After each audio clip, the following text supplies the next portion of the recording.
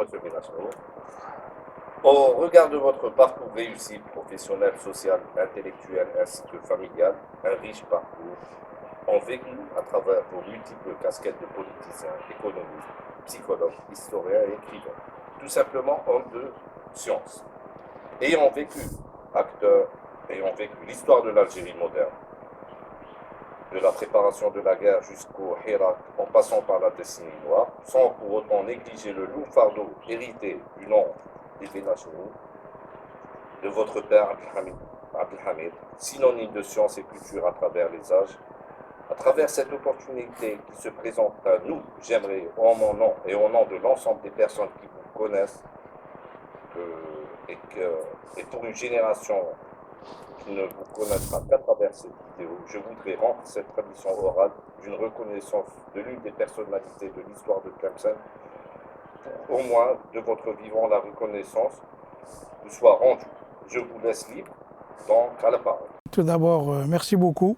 Si vous permettez, je vais parler en français. Donc, je vais vous parler essentiellement de l'histoire de ma famille jusqu'à présent. Enfin, d'après ce qu'on raconte, d'après la tradition, notre ancêtre est venu à Tlemcen pour poursuivre des études. Et le nom qu'il avait au départ, il était connu sous le nom de Taleb Benachno. Pourquoi Benachno? Parce que sa langue de base était le berbère.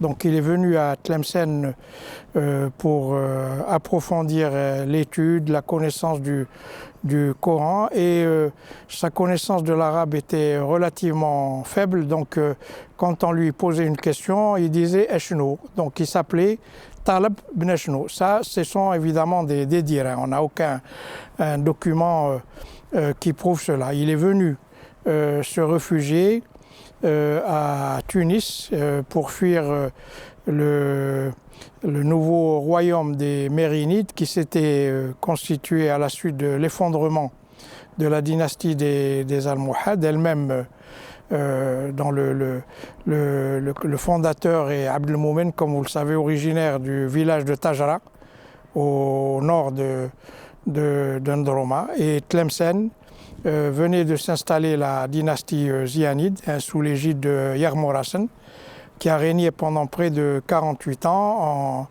à Tlemcen et qui a, disons, tout fait pour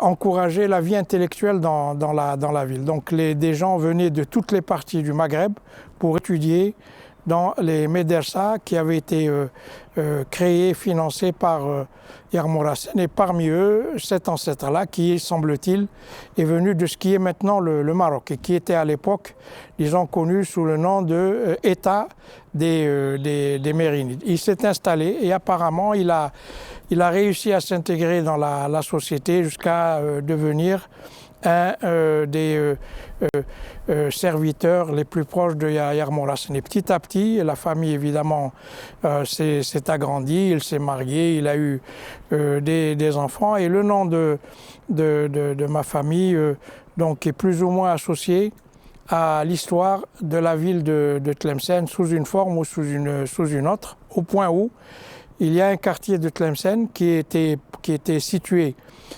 proche du palais de la reine, c'est-à-dire dans le quartier où se trouve actuellement la grande mosquée, à peu près là où se trouve la mosquée de Sidi Mohamed, connue maintenant sous le nom de mosquée de Sidi Mohamed, dans la région. Donc il continue d'ailleurs à exister sur les registres domaniaux le nom du quartier qui est le quartier Jnen Benachno.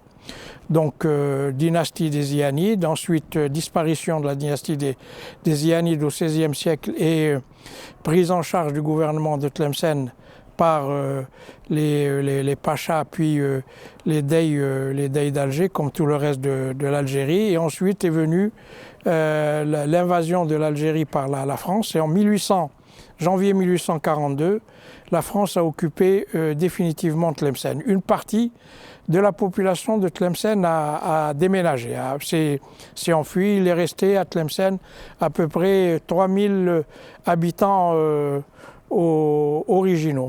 Mes ancêtres à ce moment-là se sont réfugiés uniquement dans la campagne de Tlemcen en attendant que les choses reviennent à la normale. Et à leur entrée, la prise de possession de Tlemcen, le général de l'époque, un certain Cavaignac, a décidé d'imposer à la population tlemcenienne une très forte amende, je crois de 25 millions de francs or, donc qui a ruiné la ville et qui a conduit le gouvernement colonial de l'époque à exproprier tous les gros propriétaires terriens pour récupérer l'amende qu'il avait imposée à la population de Tlemcen. Et dans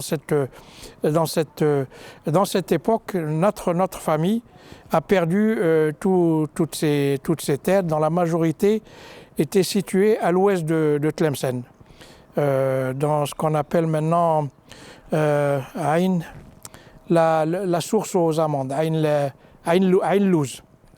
Donc on avait de grosses propriétés dans la région et ma famille se retrouvait littéralement par terre, pratiquement obligée de vivre au jour le jour. Au point où mon grand-père paternel, qui habitait dans un quartier qu'on appelle le Qoran al-Kbir. Donc mon grand-père a appris le métier de savetier et à la commande, il fabriquait des babouches pour les gens, peut-être une paire ou deux paires de babouches par semaine. Et en 1912, le gouvernement français a décidé que les Algériens devaient faire leur service militaire. Mon grand-père ne voulait pas le faire, donc il a déménagé avec sa famille à Marnia avec l'intention d'émigrer au Maroc. Et en arrivant à Marnia, ma grand-mère paternelle est tombée malade. Mon grand-père s'est donc installé à Marnia et il a ouvert une boutique de savetier collée au Fondouk où le père de Ben Bella était gardien, qu'on appelait Haj Bella. Donc il est resté là-bas quelques années, jusqu'à 1924-1925, ce qui fait qu'une partie de mes oncles et tantes sont nés à Marnia. Et ensuite, il a décidé de revenir à Tlemcen tout en gardant son métier. À l'époque, dans cette période-là, il y avait à Tlemcen une école pour indigènes qui avait été créée vers 1880 et qui accueillait quelques enfants indigènes, et cette école-là avait comme directeur un certain Dessieux.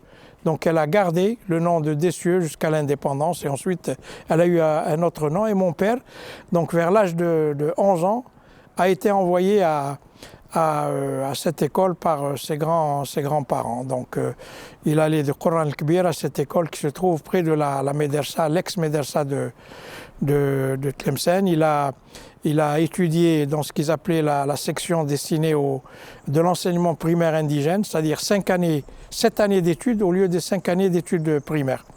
Donc après 7 années dans cette école, vers l'âge de 17-18 ans, il a obtenu de ce qu'ils appelaient à l'époque le certificat d'études primaires indigènes. Donc une fois qu'il a obtenu ce certificat d'études, comme à l'époque pratiquement les Algériens n'avaient pas le droit d'aller au collège ou au lycée, bien qu'il y avait déjà un collège à Tlemcen, un collège de Slan, qui était destiné exclusivement et par écrit aux enfants de colons. Donc mon père ne pouvait pas aller au collège de Slan, il a commencé à travailler. Il a travaillé, il a été recruté comme télégraphiste morse, dans les PTT françaises coloniales de l'époque, dans un petit village près de Ain Tmouchent. Donc il a travaillé dans ce village pendant quelques temps, mais il avait envie de poursuivre ses études. Mais ses parents étaient extrêmement pauvres parce qu'on ne s'enrichit pas en cousant deux paires de savates par semaine. Et à l'époque, il y a Al-Qarawiyyin, il y avait un système qui permettait à toute personne qui pouvait prouver qu'elle avait une base suffisante en arabe, de poursuivre des études avec une sorte de bourse de l'Qaraouin. Une bourse, en quoi consistait la bourse? Une djellaba par an, plus une place dans un dortoir et 2 repas par jour. Le repas du matin et le repas du soir, mais avec obligation pour l'étudiant, disons, d'avoir l'autorisation de suivre un cours. Donc, qu'est-ce qu'a fait mon père? Il a été voir mon grand-père à Bougienne, qui est décédé en 1948. Il lui a dit, voilà, je vais aller à Al-Qarawin pour suivre mes études. Son père lui a dit, je n'ai pas d'argent pour te payer même le voyage. Si tu veux y aller, tu y vas à tes propres risques. Alors il est parti à pied avec une caravane jusqu'à Fès.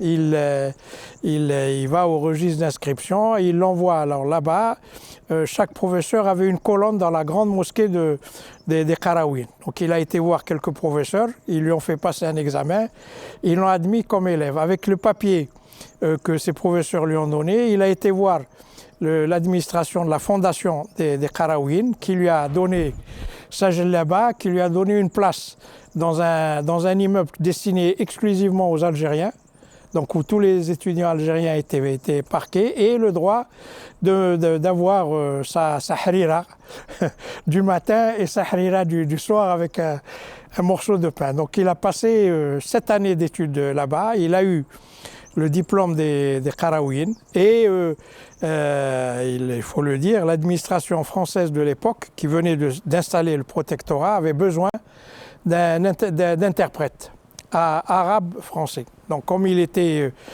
parfaitement bilingue, et on fait le certificat d'études primaires indigènes en 7 ans d'études, pas en 5 ans comme maintenant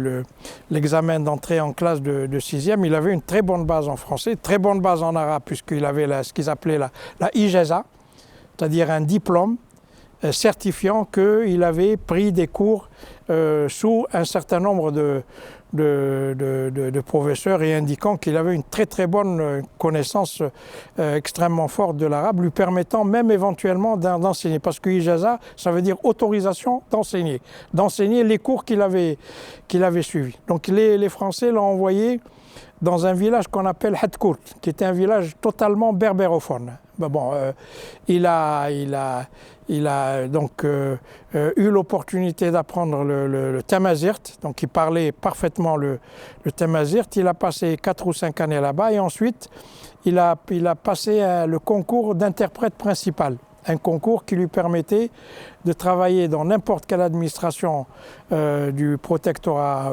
français comme interprète et d'être affecté dans une ville plus grande que Hadkourt, qui était littéralement un lieu-dit. Il y avait uniquement la maison du Qaïd et c'est tout, un officier de l'armée française et mon père comme interprète arabe et berbère. Donc il a été muté dans un village qu'on appelle Rommani, qui est dans la région de Zahir, près de Rabat.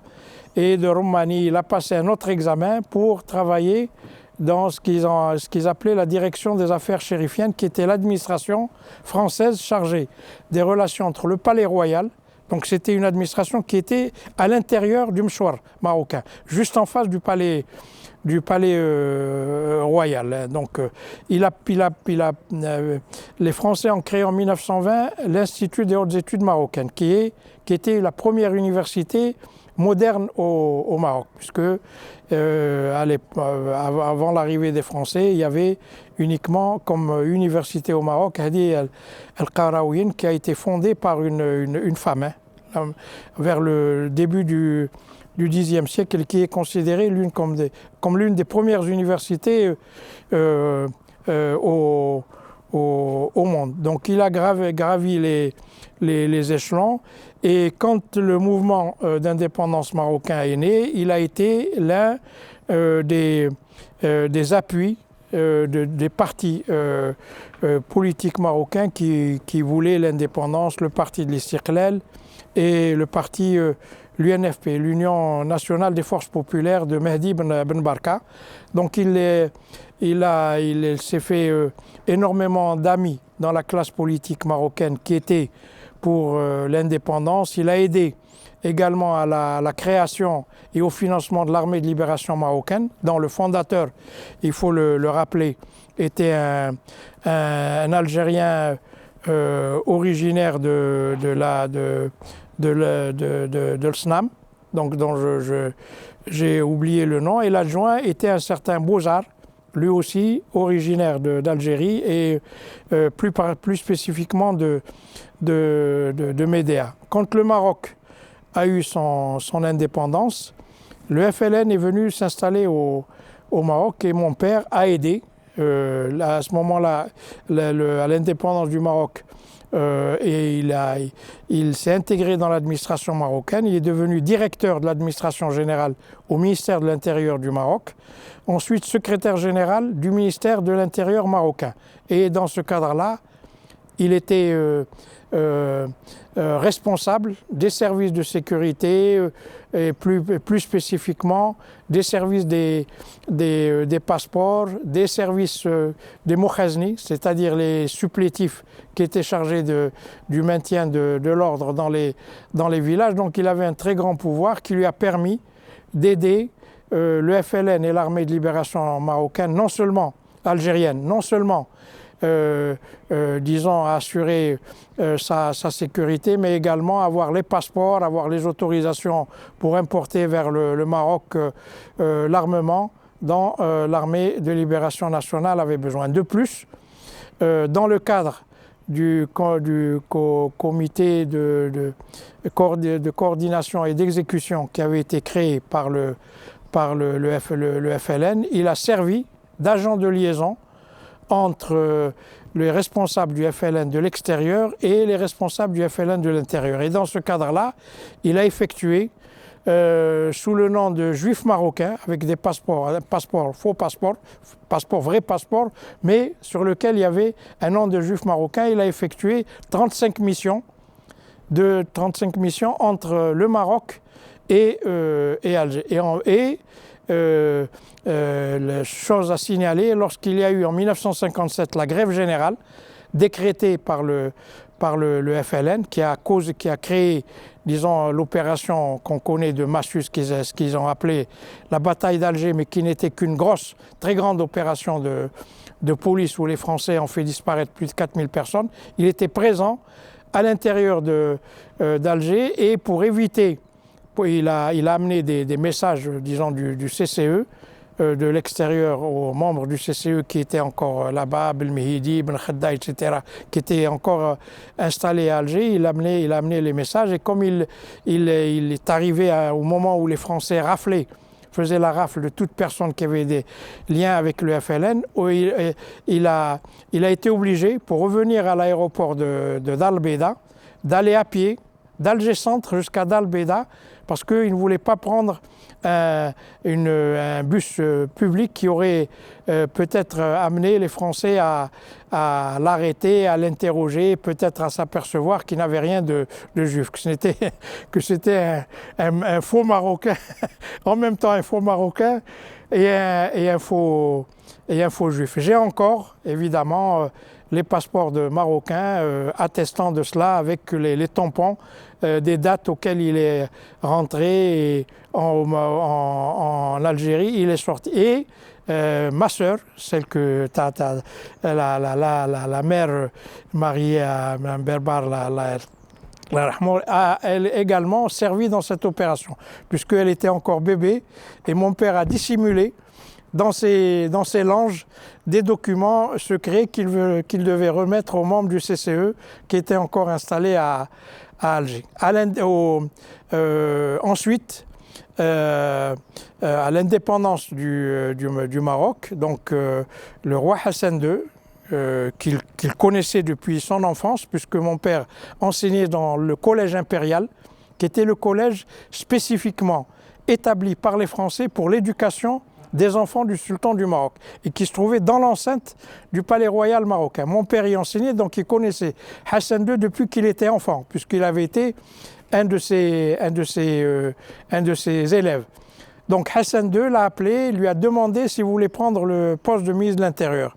Et mon père, évidemment, qui avait travaillé pour le FLN, voulait reprendre sa nationalité d'origine, la nationalité algérienne. Il a refusé et finalement, il est venu s'installer au Maroc, ou en Algérie, où il est devenu directeur des journaux officiels. Il a eu, nous avons eu à l'époque, donc quand mon père s'est marié en 1935, l'habitude des Algériens qui étaient émigrés était de venir faire accoucher leurs épouses à Tlemcen. Donc moi je suis né à Tlemcen, allée des Sources, dans une villa qui avait été achetée par mon père pour 400 francs or en 1933 et où avaient déménagé mon grand-père et une partie de mes oncles et tantes. C'était donc une villa familiale qui était collée à la maison qu'occupait la famille de Baudran, connue plus spécifiquement sous le nom de Lotfi. Donc j'ai eu à connaître Lotfi, là aussi comme enfant. Il avait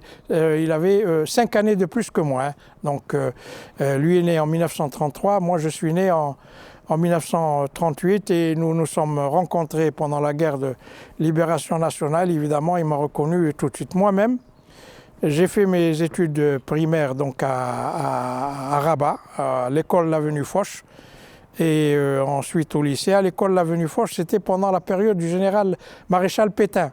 Donc chaque matin, on levait le drapeau français dans la cour et on chantait « Maréchal, nous voilà ». Maréchal Pétain qui a collaboré avec la France. Ensuite, vers la fin de l'école primaire, j'ai passé le concours des bourses. C'était un concours qui me permettait d'avoir les livres gratuitement et de manger gratuitement au lycée. J'ai fait mes études secondaires dans un lycée jusqu'en 1956.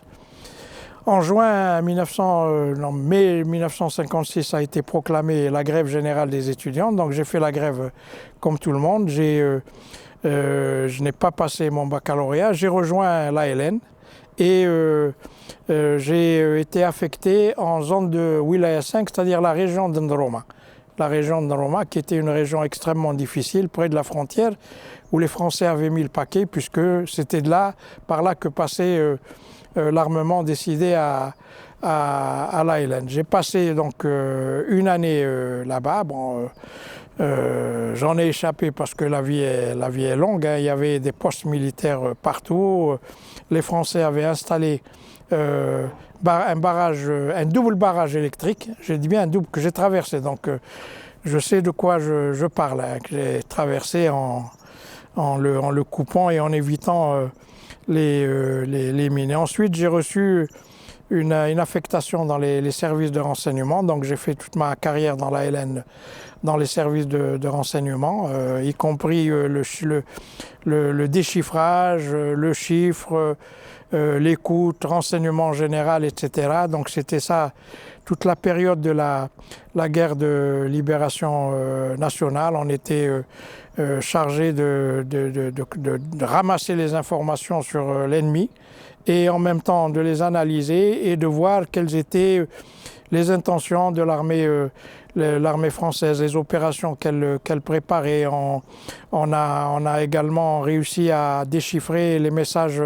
chiffrés de l'armée française qu'on transmettait évidemment aux autorités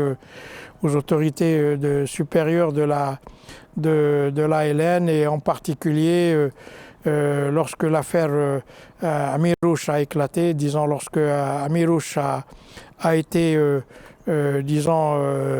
victime d'un accrochage qu'il a eu avec les Français, nous avions pu suivre pratiquement pas à pas le déroulement de l'opération militaire française qui a mené à sa mort et malheureusement les renseignements que nous avions fournis à la Wilaya 3 à l'époque, demandant qu'il passe par un autre itinéraire que celui par lequel il est passé dans le sud, n'ont pas été suivis. On lui avait demandé de passer par le nord constantinois, lui a préféré passer par le sud alors qu'on savait que les Français savaient qu'il avait quitté la Kabylie, qu'il se dirigeait vers le sud et qu'ils étaient en train de le suivre et de lui préparer une grande embuscade dans laquelle malheureusement il est tombé avec le colonel Hawes qui était le colonel commandant la Wilaya 6 et j'ai eu l'occasion de déchiffrer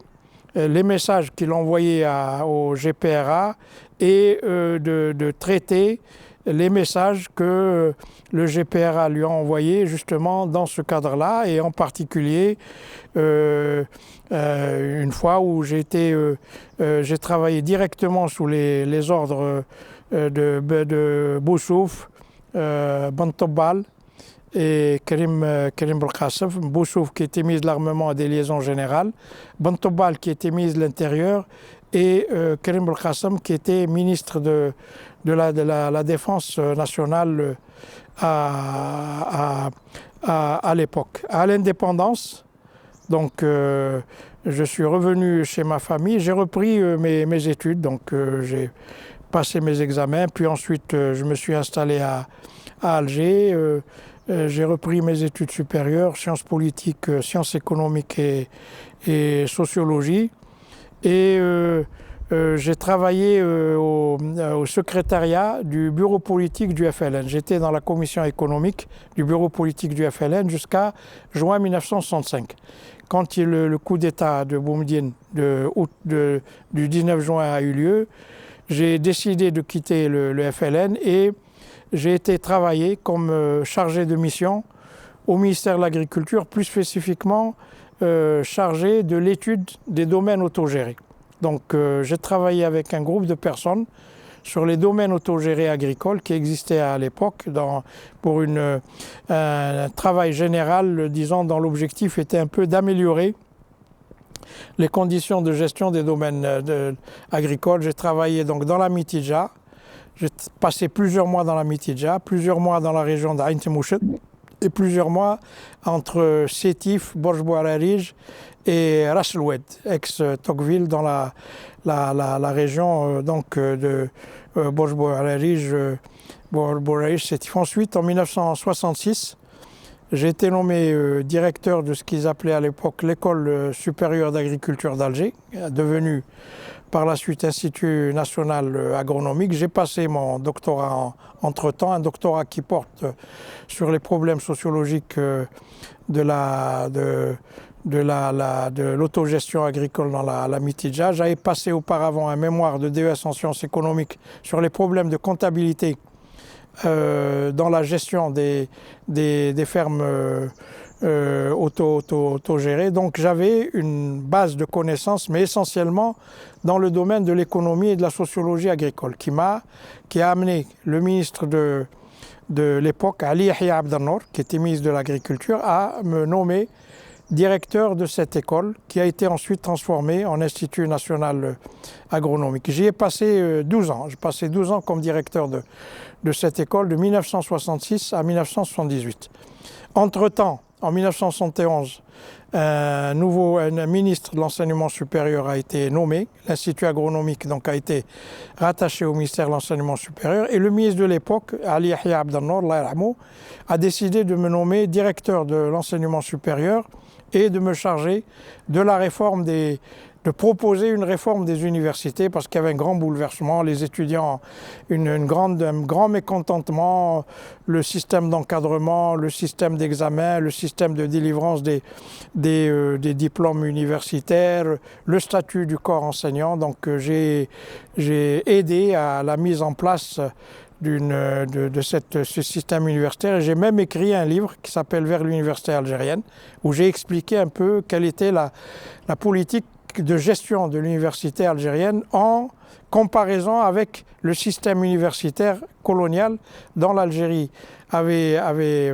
hérité et qui n'était plus adapté aux conditions algériennes. En 1977, il y a eu création d'un nouveau gouvernement et Rahal Abdellatif a été nommé ministre de l'enseignement supérieur. Bon. Son collègue Ali Yahya Mohamed Sadiq Ben Yahya, a voulu, comme il savait que j'avais de bonnes connaissances financières, a voulu, et que j'ai enseigné l'économie. J'ai enseigné l'économie à l'école du journalisme et je donnais des cours de sciences politiques à l'Institut d'études politiques de l'époque. Donc j'étais en même temps enseignant et directeur de cet établissement. Et en même temps, j'avais créé à l'intérieur de l'Institut agronomique un centre de recherche agricole. Donc avec des publications, on avait une revue qui s'appelait les Annales de l'Institut national agronomique, dans lequel étaient publiés les résultats des recherches qui étaient faites à l'Institut agronomique, qui étaient publiés 4 fois par an. Donc en 1978, donc monsieur Mohamed Sadiq Ben Yahya, Allah yarhamou, me propose le poste de secrétaire général du ministère des Finances, que je ne pouvais pas refuser, donc je l'ai accepté. Donc j'ai quitté le ministère de l'enseignement supérieur, donc où j'avais 3 postes à la fois, poste de directeur de l'enseignement, des enseignements, plus spécifiquement, directeur de l'Institut national agronomique et directeur du centre d'études et de recherche en agronomie. Donc j'ai quitté ces postes-là, je suis devenu secrétaire général du ministère des Finances pendant une période de 4 ans. En 1982, un nouveau remaniement, Ben Yahya devient ministre des Affaires étrangères et c'est Boualem Ben Hamouda, que vous devez, je ne sais pas s'il est encore connu, qui est devenu ministre des Finances. Nous n'avions pas les atomes crochus, donc je l'ai quitté extrêmement rapidement. Monsieur Ben Yahya, Allah yarhamou, m'a proposé le poste secrétaire général du ministère des Affaires étrangères, mais je n'étais pas intéressé. Puis ensuite le poste d'ambassadeur, dans n'importe quel ambassadeur, là aussi, je n'étais pas intéressé parce que ça m'obligeait à faire déménager mes enfants tous les 2 ou 3 ou 4 ans d'un pays à l'autre et ça ne m'intéressait pas de déstabiliser. Finalement, j'ai accepté un poste à la Banque mondiale où j'ai travaillé pendant 8 ans, que j'ai quitté après la fin de mon mandat. Et j'ai travaillé comme consultant dans différents pays.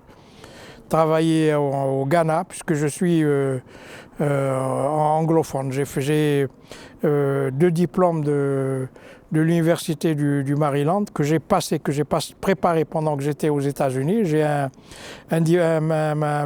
master en finance d'entreprise et j'ai un master en philosophie que j'ai acquis pendant que j'étais en poste aux États-Unis. Donc j'ai travaillé comme consultant au Ghana, j'ai travaillé à Madagascar, au Yémen, à Sanaa. J'étais installé à Sanaa pendant 3 mois, au Liban.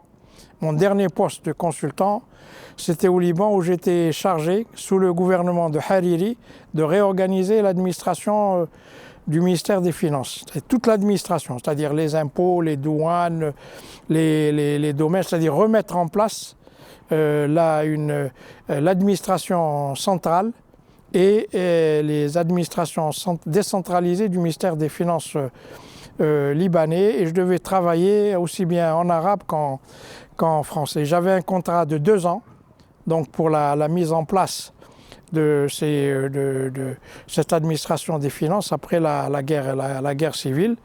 Et j'ai été appelé, je n'avais pas demandé le poste, je travaillais au Liban, j'étais très bien payé, j'étais appelé pour devenir ministre de l'économie, pour aider l'Algérie à sortir de la situation de cessation de paiement qu'elle connaissait et d'essayer de remettre en équilibre les finances du pays. Donc au mois d'août 1993, M. Reda Melk m'a appelé pour me proposer le poste de ministre de l'économie. Nous avons eu un entretien ici au Saint-Georges et je lui ai posé mes conditions. Je lui ai dit voilà le programme que je suis prêt à appuyer si tu acceptes que je sois ministre de l'économie, et on a négocié pendant pratiquement 3 ou 4 heures. Quels sont les moyens de faire sortir l'Algérie de cette situation de cessation de paiement qu'elle connaissait, il y avait évidemment plusieurs avis, parce que je ne suis pas le seul économiste sur le marché. Certains étaient pour attendre que le prix du pétrole augmente. Ils ont dit il ne faut rien faire, il faut seulement attendre que le prix du pétrole augmente. Bon, quand il va augmenter, j'en sais rien. Mais on attendra. D'autres disaient il faut seulement ouvrir l'économie et tout va marcher très bien. Laissez les gens faire ce qu'ils veulent et l'Algérie va devenir riche. Moi j'ai dit non, j'ai dit il y a une méthode. Voilà le cheminement qu'il faut faire. Il faut d'abord négocier avec la Banque mondiale et le FMI, tu vois, d'un certain nombre de conditions de politique qui vont permettre, disons, une meilleure gestion des finances du pays. Ensuite, négocier avec les pays qui nous ont prêté de l'argent pour étaler la dette algérienne qui était très lourde sur plusieurs années au lieu de l'étaler sur son remboursement sur 1 an, 2 ans ou 3 ans. C'est ce qu'on appelle le rééchelonnement de la. Donc, après négociation, il a accepté de proposer mon programme, ce qui était à l'époque le Haut Conseil d'État. C'était l'administration de l'État de l'époque, qui tenait lieu de présidence. Bon, le Haut Conseil d'État a accepté mes idées, donc j'ai été officialisé comme ministre de l'économie. J'ai été ministre de l'économie exactement du 4 août 1993 au 20 avril 1994. C'est-à-dire que j'ai négocié la dette, donc négocié, tout était mis au point.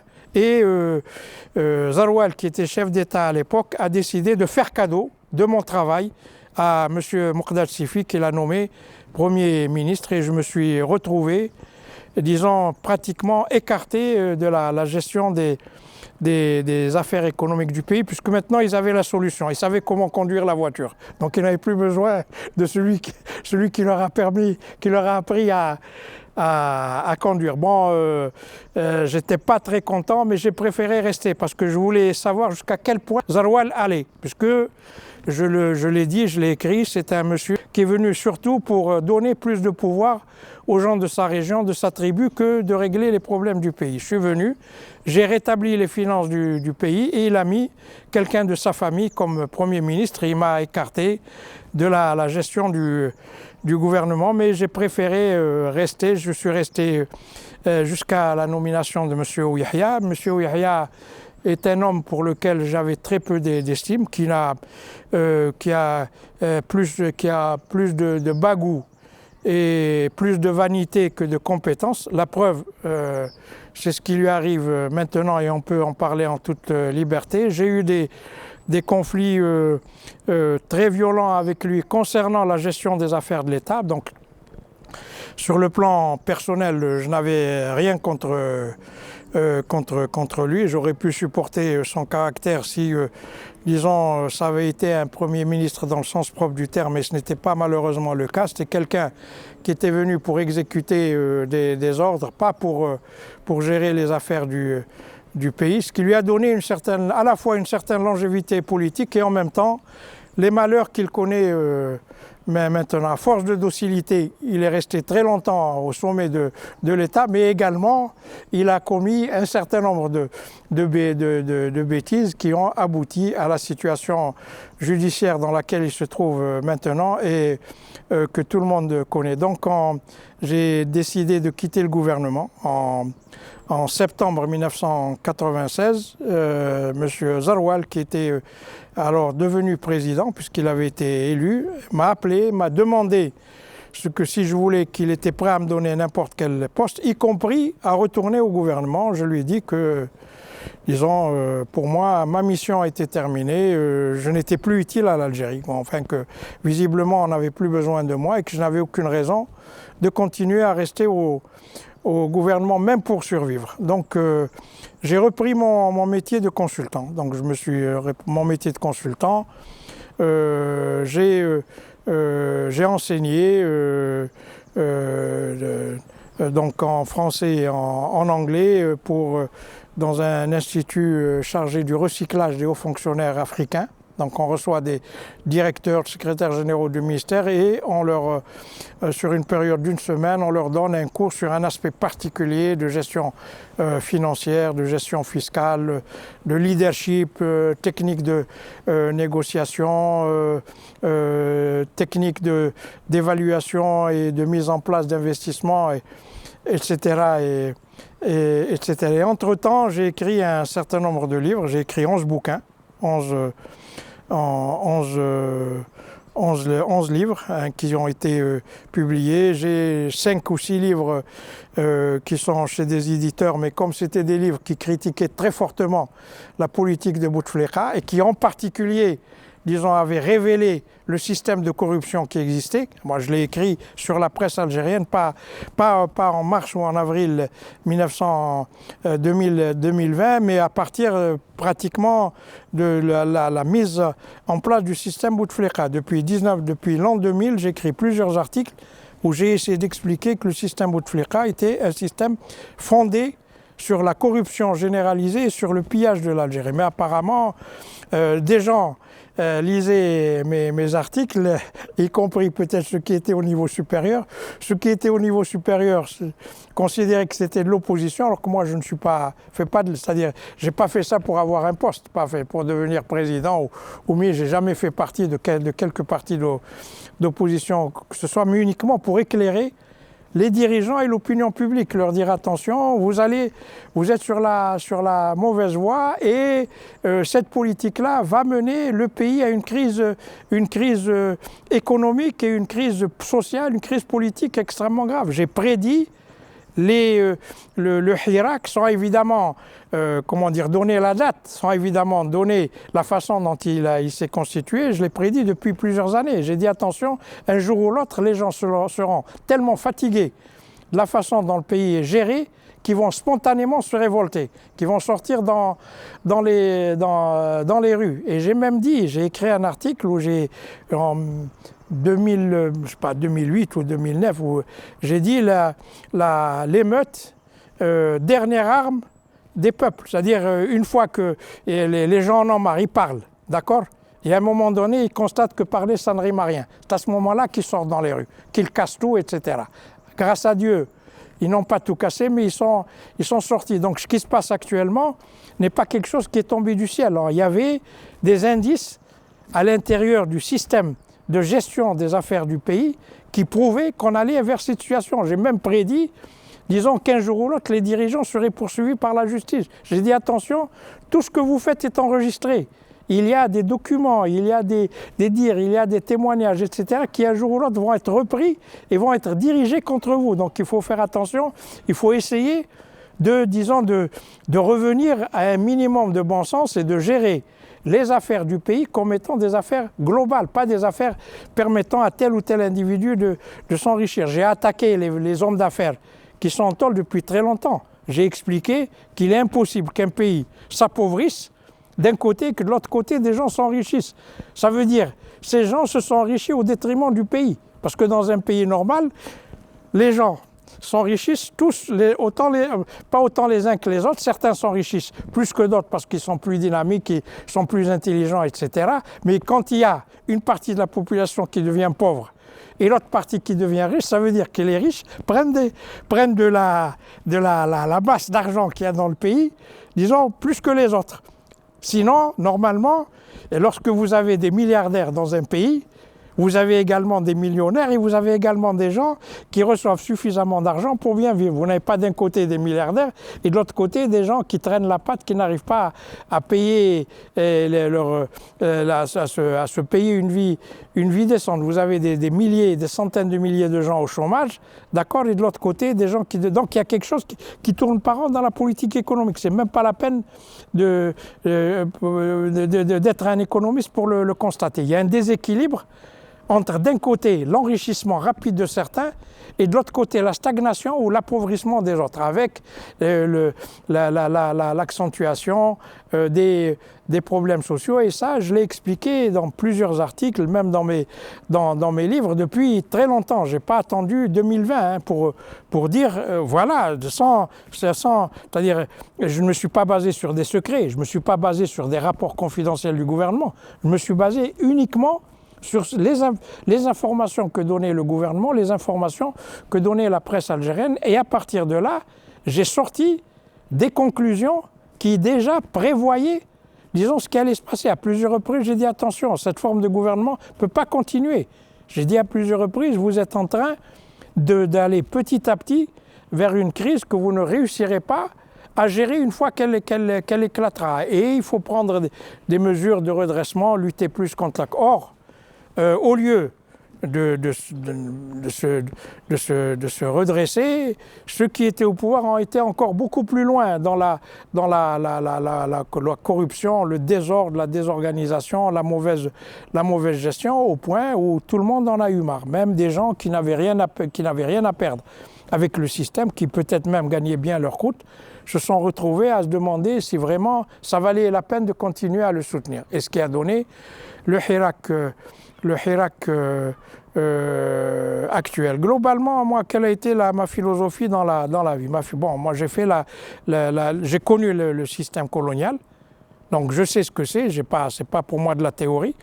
Moi, quand je parle du système colonial, je sais ce que ça veut dire pour la vie quotidienne de l'Algérien. Le système colonial, c'est un système dans lequel seuls les intérêts de la population coloniale comptent. Le peuple algérien était un peuple marginalisé, un peuple misérable. Même Tlemcen, qui est considéré comme une ville prospère, la majorité de sa population tirait la langue pour survivre. Et les gens étaient obligés vraiment de travailler. Il n'y avait ni sécurité sociale, ni couverture médicale, ni emploi dans l'administration, que ce soit dans l'administration ou dans les entreprises privées qui dans les plus prospères étaient européennes. Donc les gens étaient obligés de travailler, mais le système fonctionnait exclusivement au profit des Européens. C'est-à-dire l'Algérien, disons, c'était le ramasse-miettes. Il ramassait les miettes que voulait bien lui laisser le système colonial. Donc, disons, j'ai vécu cette situation-là, ce qui m'a amené à rejoindre l'ALN avec l'idée qu'une fois l'indépendance acquise, nous aurions un État qui fonctionne sur la base essentielle, disons, de la participation de tous, disons, à la gestion du pays, pas seulement l'accaparement du pouvoir par un petit groupe de personnes qui le gèrent en secret, et le reste de la population, disons, est considéré comme des sujets, comme dans une sorte de royaume. Donc mon idée, c'était la suivante: travailler pour l'État algérien, ne pas travailler pour ceux qui sont au pouvoir. Donc j'ai refusé tout poste, disons, dont l'objectif était essentiellement d'aider ceux au pouvoir à rester au pouvoir.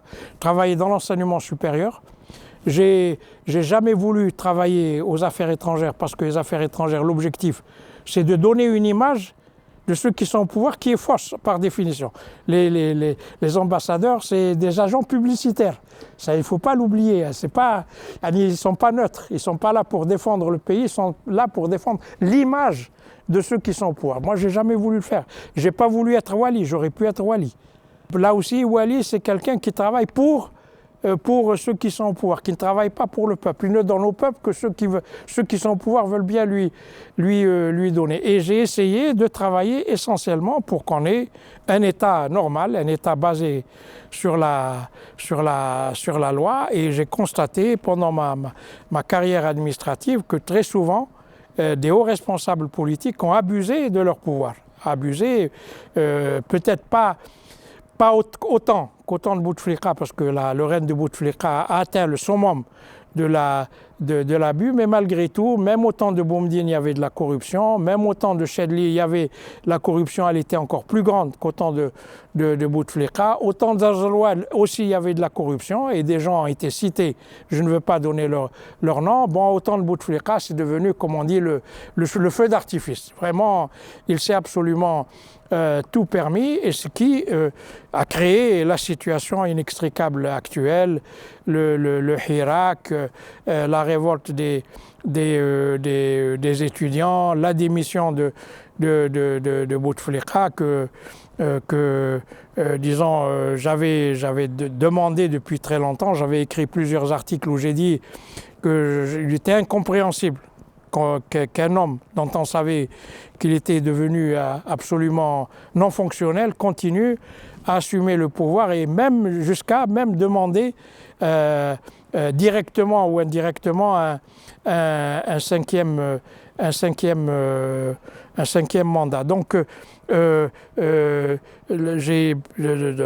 ma conception de la vie, il faut évidemment vivre normalement. Il faut, alhamdoulilah, les différents postes que j'ai eus m'ont permis de donner une vie décente à mes enfants. Mais de l'autre côté, disons, s'attacher d'abord à protéger les intérêts supérieurs du pays. Quand on est dans l'administration, on est chargé de gérer pour le compte du peuple, pas pour le compte d'un groupe de personnes. Et j'ai toujours refusé systématiquement de m'impliquer dans toute affaire qui soit en violation de la loi, ou dont l'objectif était essentiellement de m'enrichir ou d'enrichir certains. J'ai vécu avec mon salaire quand mon salaire était bas, j'ai vécu avec mon salaire et mes avantages matériels quand j'avais des postes supérieurs, mais je n'ai jamais été au-delà de ce qui m'a été donné officiellement, par écrit, de manière claire et nette, et je me suis toujours opposé à tout type de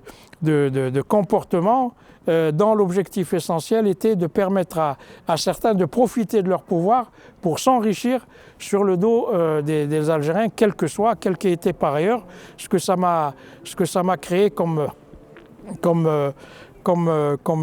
problème. Et malheureusement, disons, à un moment donné, ceux qui étaient au pouvoir ont perdu littéralement les pédales, parce que personne ne les connaît. Ça aussi, je l'ai expliqué. J'ai dit, c'est un système politique qui n'a pas de frein. Une voiture qui n'a pas de frein, quand elle est sur une pente, évidemment, elle rentre contre les murs. J'ai dit, c'est un pays dans lequel le pouvoir manque de frein. S'il y avait eu un frein quelque part, une institution de contrepoids, comme le Conseil constitutionnel, etc., ou la justice, on aurait pu éviter cela. Il y aurait eu peut-être quelques actes de corruption, mais pas ceux qu'on a connus. Donc globalement, voilà un peu l'histoire de ma famille, l'histoire de mon parcours. Et j'espère que, évidemment, ça va donner aux gens des informations qu'ils n'avaient pas. Pas seulement sur moi et ma famille, mais également sur l'histoire de l'Algérie. Voilà, merci beaucoup.